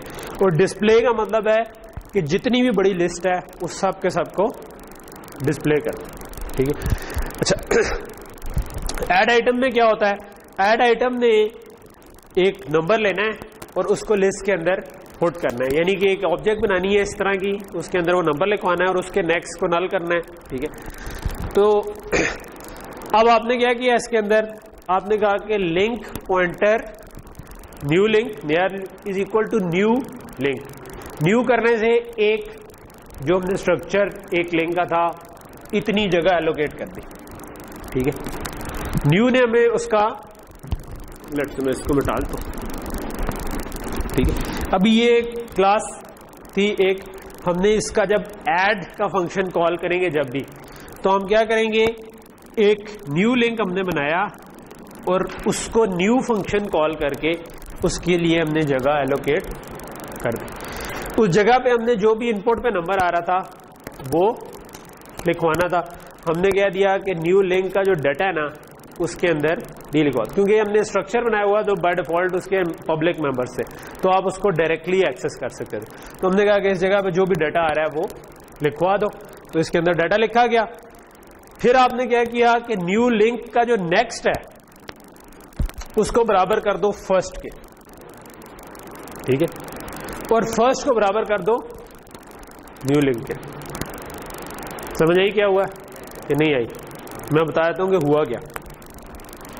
जब आप लिस्ट बनाते हैं ना तो आपके पास चॉइस होती है कि आप एंड पे रखना चाह रहे हैं, एंटर करना चाह रहे हैं या स्टार्ट पे, क्योंकि हमने फर्स्ट का पॉइंटर रखा हुआ है। तो लेट्स से कि पहली दफा हम आए तो पहली दफा क्या होगा, हमने कहा कि इसके नेक्स्ट को इसके इक्वल कर दो, तो ये नल हो गया, ठीक है। और इस फर्स्ट को इक्वल कर दो न्यू लिंक के, न्यू लिंक एक पॉइंटर ही था तो ये इसके इक्वल हो गया, ठीक है। तो न्यू फर्स्ट जो है वो इसको पॉइंट कर रहा है, एक डाटा एंटर। लेट्स से मैंने इसको रन किया, मैंने उसमें 10 एंटर किया, 10 इस जगह पे एंटर। लेट्स से मैं कहता हूं दोबारा ऐड आइटम कॉल करते, ठीक है। फर्स्ट टाइम तो ये हुआ, दोबारा ऐड आइटम कॉल करते, दूसरी दफा कॉल होगा तो स्टिल यही फंक्शन कॉल होगा। हमने कहा कि एक न्यू लिंक बनाओ, ठीक है, ये हमारा न्यू लिंक है, उसके लिए जगह एलोकेट करो। लेट्स से इस दफा मैं उसमें 20 पास किया था इधर, ठीक है।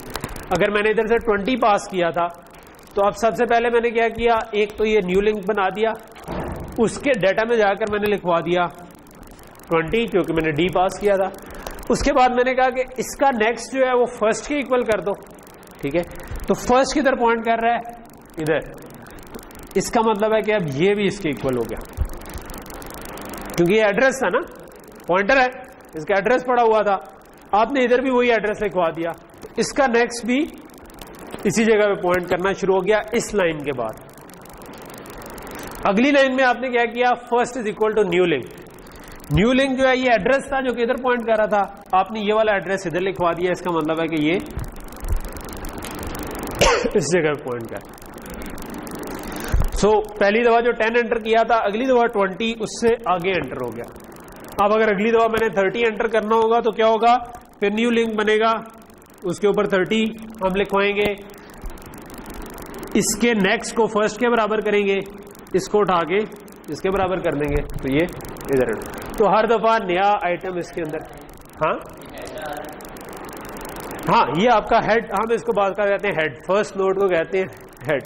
तो हमने इधर नाम फर्स्ट लिखा हुआ है बास का, तो हम फर्स्ट की जगह हेड ही लिख देते हैं इसका नाम, ठीक है। और इसको आखिरी वाले को हम कहते हैं टेल, ठीक है। क्या चीज? ये जो लिखा हुआ है इस वाली लाइन, ये हमने लिखा है न्यू लिंक। क्या है न्यू लिंक? एक पॉइंटर है लिंक टाइप के स्ट्रक्चर का, ठीक है। लिंक जो है ये एक स्ट्रक्चर है, स्ट्रक्चर के अंदर क्या पड़ा हुआ है? एक डाटा और एक नेक्स्ट टाइप का, एक नेक्स्ट पॉइंटर लिंक टाइप का, ठीक है। सो जब आप कहते हैं न्यू लिंक, तो इसका मतलब है इस स्ट्रक्चर के साइज का मेमोरी मुझे एलोकेट कर दो। अच्छा, उसके बाद आपने क्या किया? हमने कहा था कि अगर पॉइंटर के जरिए एक्सेस कर रहे हो, ठीक है, तो ये जो रिटर्न करेगा ना, ये आपको पॉइंटर करेगा, यानी कि आपको इसका एड्रेस बता देगा कि भाई इसका एड्रेस ये है। अगर एड्रेस के जरिए आपने इसको एक्सेस करना है, तो आपको डॉट के बजाय एरो लगाना पड़ता है, ठीक है। क्योंकि स्ट्रक्चर है तो आप उसके डेटा मेंबर को एक्सेस कर सकते हो, क्योंकि स्ट्रक्चर में बाय डिफॉल्ट पब्लिक होते हैं मेंबर्स, ठीक है। तो मैंने उसको कह दिया कि जो भी मुझे ऊपर से पास किया था वो इसके अंदर लिखवा दो, ठीक है। तो यहां तक चीज समझ आ गई। तो ये मतलब अगर आप इसको ये डायग्रामेटिकली एक दफा इन्विजन कर लेना कि हो क्या रहा है, तो फिर पॉइंटर बड़े इजी सी चीज़ है और लिंक लिस्ट भी बड़ी आसान सी चीज़ है। इनफैक्ट मुझे तो जब किसी ने शुरू में हमने पढ़ा था तो बड़ा मजे का लगा था ये चीज़ कि आप ना इस तरह चीज़ें ऐड कर सकते हैं। प्रैक्टिकली वैसे ज़्यादातर link list doubly link list हम यूज़ कर रहे होते हैं कि जिसमें आप बैक का पॉइंटर भी, नेक्स्ट के अलावा प्रीवियस का पॉइंटर भी रखते हैं, लेकिन वो इस क्लास से थोड़ा सा बियॉन्ड है, तो मैं इसको अभी कवर नहीं करूँगा, ठीक है। But you can experiment. Actually कहने का मकसद ये है कि आप में से जो लोग ज़रा जिनका दिल करता है कि पंगे शंगे लें, तो वो जाके एक डब्ली लिंक लिस्ट बनाने की कोशिश। अच्छा, डिस्प्ले ने क्या करना है? अब इस तरह की मेरे पास लिस्ट पड़ी हुई है, मैं उसको डिस्प्ले करना चाहता हूँ, ठीक है। सो डिस्प्ले करने का क्या मतलब है कि मैं एक पॉइंटर बना दूं जो कि मैं फर्स्ट के बराबर कर दूं। मैंने एक एक करके सारे नंबर्स को डिस्प्ले करना है ना, तो मैंने पहला पॉइंटर बनाया जो कि फर्स्ट के इक्वल था, ठीक है। मैंने कह दिया कि यार फर्स्ट डॉट डाटा जो है ना, बल्कि फर्स्ट एरो डाटा, फर्स्ट नहीं, ये मैंने लेट से कोई टेम्पररी पॉइंटर बना दिया जो कि इसको पॉइंट कर रहा है, ठीक है। मैंने कहा कि यार इसका डाटा जो है ना वो सी आउट करवा दो, ठीक है। तो सी आउट हो जाएगा, तो मैं ये कर सकता हूँ सी आउट लेट से टेम्प डाटा, ठीक है, और लेट से एंडल भी डाल दिया। उसके बाद में इससे अगला प्रिंट करवाना चाहता हूं, तो मैं क्या कर सकता हूं? मैं इसके बाद कह सकता हूं temp is equal to temp dot next. तो ये मजे की चीज है। क्या मैंने कहा कि इससे जो नेक्स्ट है ना, इसको उसके इक्वल कर दो। तो अब ये इधर के बजाय इधर पॉइंट करने से, तो मेमोरी की एक लोकेशन पे मल्टीपल चीजें पॉइंट कर सकती, मतलब आप उसका एड्रेस 10 जगहों पे सेव कर लो, कोई फर्क नहीं पड़ता, ठीक है। तो आप एक टेम्पररी पॉइंटर बना रहे हैं जिसको आप आगे बढ़ाई जा रहे हैं, और आप एक एक करके सारे आइटम्स को प्रिंट करवा सकते हैं अंटिल के टेम्प डॉट नेक्स्ट नल ना हो जाए, ठीक है। आप यानी कि इस तरह से कर सकते हो, वाइल टेम्प का नेक्स्ट जब तक नल नहीं है। अगर मैंने ये लगा दिया तो अगर नल हुआ तो ऑटोमेटिकली बाहर आ जाएगा, और इससे पहले आप temp is equal to first कर दें, और जब तक ये नहीं है तब तक आप क्या करें? टेम्प डॉट डाटा निकालते जाए और temp is equal to temp dot next करते हैं। सो मोस्ट प्रॉब्लली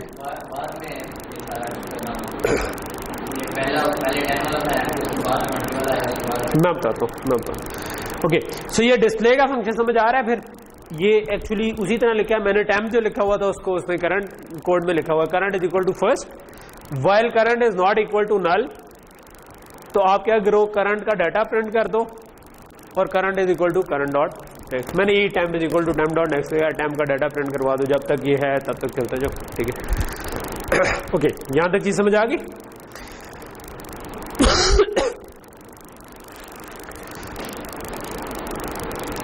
सो ये जो लिस्ट एग्जांपल वाला कोड है, इसके अंदर हमने क्या किया? हमने अब एक क्लास थी हमारी लिस्ट की जिसके अंदर सिर्फ फर्स्ट का पॉइंटर था।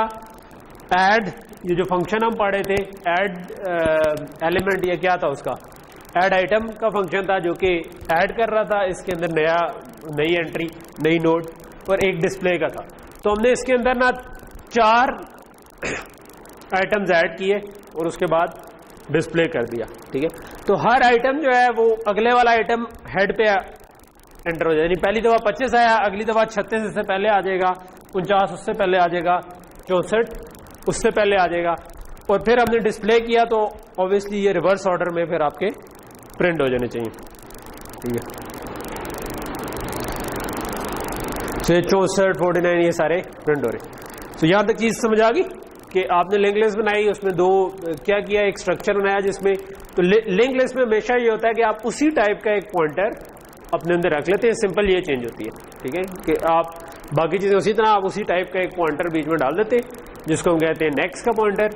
अगर डब्ल्यू लिंक लिस्ट हो तो प्रीवियस का भी पॉइंटर डाल देते हैं, लेकिन वो आपके अभी स्कोप से खैर बाहर है। और दूसरा ये कि हम उसमें कोई किसी तरह ऐड, और मतलब ऑब्वियसली हमने भी सिर्फ ऐड की सपोर्ट डाली है, हम रिमूव करने की सपोर्ट भी डालना चाहिए, हमें सर्च करने की सपोर्ट भी, जिस तरह हमने डिस्प्ले के लिए लूप लगाया हुआ है, हम उसके लिए सर्च का लूप भी लगा सकते हैं, क्या ये एग्जिस्ट करता है या नहीं करता। अगर रिमूव करना है कोई आइटम तो हम वो भी रिमूव कर सकते हैं। तो ये वाली एग्जांपल अब क्लियर हो रही है। अच्छा, आपका क्वेश्चन ये था कि अगर मैं क्या करना चाहूं कि अगर मैं इसको सीक्वेंस में ही रखना चाहूं, ठीक है। अच्छा, अब क्योंकि आप पॉइंटर से खेल रहे हैं तो प्रॉबेबली ये पॉसिबल होगा, कर लेते हैं, सोच लेते हैं इसमें कि हम ऐड आइटम में मैं क्या करना चाह रहा हूं। अभी हम ये करते हैं कि एक नया आइटम बनाते हैं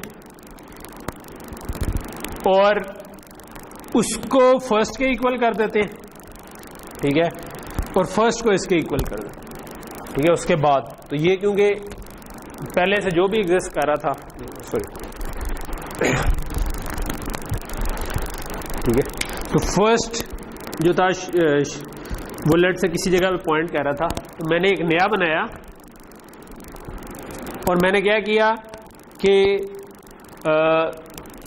इसको इसके इक्वल किया और इसको इसके इक्वल कर दिया, तो वो हमेशा पहले एंटर हो जाता है। यानी कि मैं इसको सीधा करूं तो आपको नजर आ रहा है कि ये पहले और ये बाद में। आप ये करना चाह रहे हो कि ये मेरे पास अगर एक लिस्ट थी और मैंने ये एंटर किया है तो ये इसके बाद में एंटर हो, ठीक है। अच्छा, बाद में एंटर करने का मतलब ये है कि जो इसका नेक्स्ट है वो इसके इक्वल आप करना चाहेंगे, ठीक है, एंड दैट्स इट, ठीक है। अच्छा, लेकिन जो ये तो एक एलिमेंट था, अगर ये दो एलिमेंट होते आखिरी वाले का होता, ठीक है, 3 होते तो उससे आगे होता। तो अब इसके दो तरीके हो सकते हैं, या तो आप पूरी लिस्ट को ट्रेवर्स करें और आखिरी वाले तक पहुंचे, ठीक है, और उसके आगे उसको नल करें, या जो हमने अलग से क्लास बनाई है उसमें फर्स्ट के साथ साथ लास्ट का पॉइंटर भी रखें, ठीक है। तो इसके दो तरीके हो सकते हैं। एक ये है कि मैं यहां पर जो फर्स्ट लिखा हुआ है, या तो मैं इसके साथ साथ एक लास्ट का पॉइंटर भी बना दूं, ठीक है, और जब भी कोई नया है वो मैं ऐड आइटम के बजाय मैं ऐड एक नया फंक्शन बना दूं कि भाई ऐड लास्ट, ठीक है, कि आखिर में यह कर दूं, ऐड एट टेल या कुछ इस तरह कर दूं, ठीक है। तो उस केस में वो टेल में एंटर करे, ठीक है। लेट्स ट्राई दिस आउट, मतलब कोई हर्ज नहीं, व्हाई नॉट, थोड़ा सा मैस अराउंड कर लेते हैं इसके साथ कि हम जो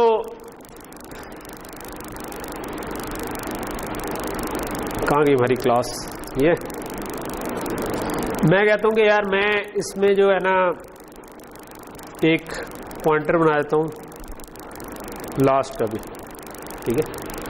ये आपकी लास्ट आइटम का पॉइंटर, या चलो मैं लास्ट का नहीं बनाता, मैं दूसरी वाली अप्रोच कर लेता हूँ कि आप एंड तक जाएं और एंड पे इंसर्ट करें, ठीक है। चलो जरा ताकि इसको चेंज ना करना पड़े। सो मैं एक नया फंक्शन बना देता हूँ जो कि ऐड आइटम ना हो बल्कि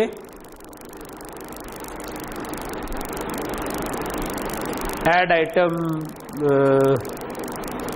एट टेल कहता हूँ उसको, ठीक है।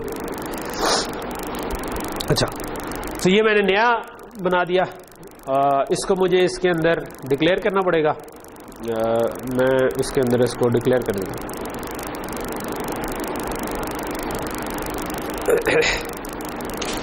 लेट्स से कि क्लास के अंदर मुझे क्योंकि डिक्लेयर भी करना चाहिए इसको, तो मैंने स्कोप रेजोल्यूशन ये मेरा नया मेंबर फंक्शन बन गया जो कि मैं सेमीकोलन मिस कर गया हूँ, सेमीकोलन लगाया। और यहां पर मैं क्या करना चाहता हूं, यहां पर मैं एक न्यू लिंक भी बनाना चाहता हूं, मैं उसके अंदर डाटा भी लिखवाना चाहता हूं, लेकिन अब मैं ये वाला काम नहीं करना चाहता। ठीक है, इसके बजाय मैं ये जो मैंने अभी न्यू लिंक बनाया है इसको आखिरी वाले के बाद रखना चाहता हूं। ठीक है, तो इसका मतलब है मुझे एक लूप लगाना चाहिए कि मैं एक एक करके आखिरी तक पहुंचूं। ठीक है, तो मैं एक कहता हूं कि यार मेरा एक लिंक पॉइंटर टेम्पररी मैं बना लेता हूं। ठीक है, which is equal to first. ठीक है, और मैं कहता हूं while temp dot next is not equal to null.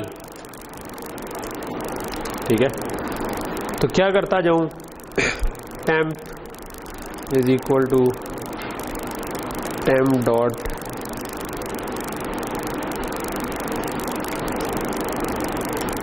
ठीक है, तो मैंने क्या किया, मैंने एक टेम्पररी पॉइंटर बनाया, मैंने उसको फर्स्ट के इक्वल किया।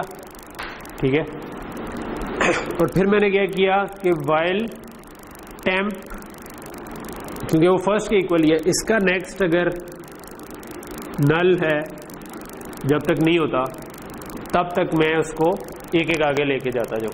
अगर वो इसका नेक्स्ट नल नहीं है तो temp is equal to temp dot next, उससे अगला नल नहीं है temp is equal to temp dot next. ठीक है, ओके, तो यहां तक चीज क्लियर होगी। सो जब आप इससे बाहर आएंगे तो इसका मतलब है कि आपके टेम्प का नेक्स्ट जो है ना वो नल हो चुका है। इसका मतलब है कि टेम्प जो है वो आखिरी वाले आइटम को इस वक्त पॉइंट कर रहा है। तो यहां पर अगर ये आखिरी वाले आइटम को पॉइंट कर रहा है, ये लेट से आखिरी आइटम है और टेम्प भी इधर पहुंच गया हुआ है। ठीक है, तो जो मैंने नया आइटम बनाया हुआ है न्यू लिंक, मैं चाहूंगा कि इसका नेक्स्ट इसके बराबर हो जाए और इसके आखिर पे भी मुझे नल करना चाहिए। ठीक है, जो कि मैंने नहीं किया था क्योंकि पहले हम उसको फर्स्ट के इक्वल कर रहे थे, तो ये तो मुझे पहले ही कर लेना चाहिए, यहां पर ही कर लेना चाहिए था। सॉरी, न्यू लिंक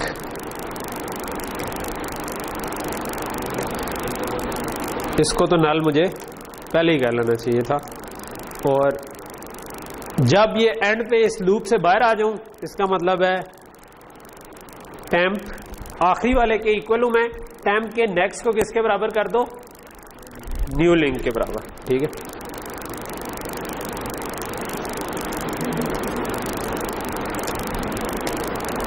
ठीक है, तो ये फंक्शन अब आपके एंड में इंसर्ट कर देगा। ठीक है, सो इसको ट्राई कर लेते। लेट्स से कि मैंने ये जो 64 तक तो मैंने एंटर किए थे इस तरीके से। अब मैं कहता हूं कि ऐड आइटम एट टेल कर देता हूं। ठीक है, इसके बाद तो ये तो उल्टे ऑर्डर में ही है, यानी कि इधर तक जब मैं पहुंचा हूं 64, 49, 36, 25 थे, इसके बाद वाले जो है वो तरतीब से आने चाहिए, यानी कि वो आखिर में टेल में एंटर होने चाहिए। तो मैं कहता हूं ऐड आइटम एट टेल 100 और 2-3 एंटर कर देते। ठीक है, लेट्स से 101, 102। ठीक है, तो अब मेरे पास प्रिंट क्या होना चाहिए, डिस्प्ले करते हुए ये उल्टे ही प्रिंट होने चाहिए, लेकिन ये उसके बाद सीधे प्रिंट। तो अगर फर्स्ट गो में चल गया तो ठीक है, ना चला तो फिर हम इसको डीबग कर लेंगे, जो कि चल गया। ठीक है, 64, 49 ये उल्टे ही हो, उसके बाद तरतीब से हो। ठीक है, ऑब्वियसली इसमें आपको सारे केसेस का ख्याल रखना होता है, जो कि मैंने अभी मतलब थोड़ा जल्दी जल्दी में बनाया है। तो फॉर एग्जांपल मेरे ख्याल में इसमें एक केस है जो कि अभी हैंडल नहीं हुआ, वो ये कि मैं टेम्प डॉट नेक्स्ट को देख रहा हूं। ठीक है, अगर अभी फर्स्ट ही नल था तो उसका नेक्स्ट भी नल होगा। ठीक है, तो उसको मैंने हैंडल नहीं किया, उस केस में मुझे इधर ही इंसर्ट करना था। ठीक है, तो मुझे इसके ऊपर पहले चेक लगाना चाहिए कि अगर temp is equal to null तो इसका मतलब अभी कोई एंट्री नहीं हुई थी। ठीक है, तो इस केस में मैं बेशक ऐड आइटम ही कॉल कर लूं, ठीक है, या वो जो भी ऐड आइटम वाला कोड था वो इसके नीचे लिख दूं, यानी कि जो फर्स्ट वाला कोड था वो लिख दूं, क्योंकि ऊपर हमने डाटा तो डाल दिया हुआ है, ठीक है। या इसको यूं कर सकते हैं कि यहां पर सबसे पहले इसको किया, और अगर ये नल है तो फिर आप सिंपल ऐड आइटम कॉल कर दें विद डी के, ठीक है। तो बाकी वाला काम करें ही तब। अगर वो वाला केस है कि अगर आपने टेम्प को फर्स्ट के इक्वल किया और वही नल है, तो फिर आप जो ऐड आइटम पुराना फंक्शन था वही कॉल कर लें, क्योंकि वो पहला हो या आखिरी हो वो एक ही बात बनती है।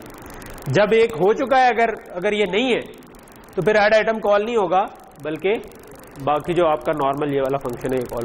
तो इस किस्म के केसेस आपको खुद फिर सोचने होते हैं। मैं इसको रन कर लेता हूँ, प्रॉबेबली इसको अभी भी उसी तरह ठीक चलना चाहिए। लेकिन मसला होना था कि अगर मैं ये जो शुरू वाले थे इनको मैं कमेंट कर देता तो ये अभी भी ठीक चलना चाहिए, जो कि नहीं चला। तो इसका मतलब अभी भी कोई केस हैंडल नहीं हुआ, ठीक है। चलो इसको हम चेक करते हैं ना, व्हाई नॉट। मैं इधर ब्रेक पॉइंट लगाता हूँ, रन करता हूँ, ठीक है। ऐसी चीज़ों फौरन ब्रेक पॉइंट लगाएं, उधर पहुँच जाए, ठीक है। सॉरी, शिफ्ट F5 दोबारा रन कर लेते। अच्छा, F11 करके हम अंदर जाते हैं। सो F10। अब ये वो वाला केस होना चाहिए था कि ये पहली दफ़ा ही temp is equal to null आ जाना चाहिए था। So temp is equal to null आया है, तो इसका मतलब है कि ऐड आइटम कॉल हो जाना चाहिए था। ऐड आइटम कॉल होगा, वो हो गया। अच्छा, ऐड आइटम के बाद दोबारा कॉल हो गया, मुझे इस जगह पर रिटर्न वो कर देना चाहिए था, रिटर्न कर देना चाहिए था, ठीक है। सो मैं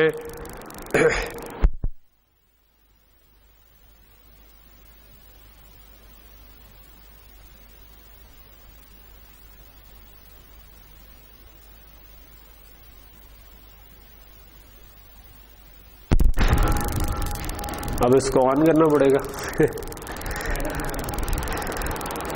चलो वो भी लगा देते, टाइम तो हर वक्त कुछ ना कुछ हुआ होता है।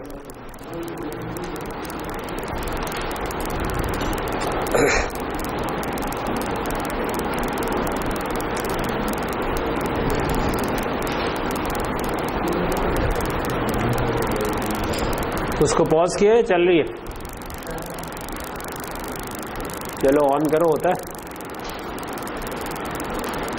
अमूमन इतनी देर बात करें तो दोबारा लाल हो जाता है। नहीं, लाल तो नहीं हुआ, चल गया, लाल हो गया। चलो दोबारा थोड़ा सब्र करना। सो अब ये ठीक चलना शुरू हो गया, ठीक है। तो जब ये ऐसा मसला है जस्ट डीबग करें, वो डीबग करते हुए हमें नजर आ गया था कि अगर हमने ऐड आइटम वैसे कॉल किया है तो अब हमें रिटर्न कर जाना चाहिए, और बाकी केस में नहीं। तो ये चल रहा है। अगर मैंने ये वाला काम ना किया होता तो जिस तरह भी मुझे बग आ रहा था उस तरह मुझे कोई ना कोई मसला आना था, क्योंकि उस वक्त temp.next तो था ही नहीं कुछ, और उसने कहना था भाई आप किधर चले गए जी। ओके जी, तो यहाँ पर हम रुकते हैं।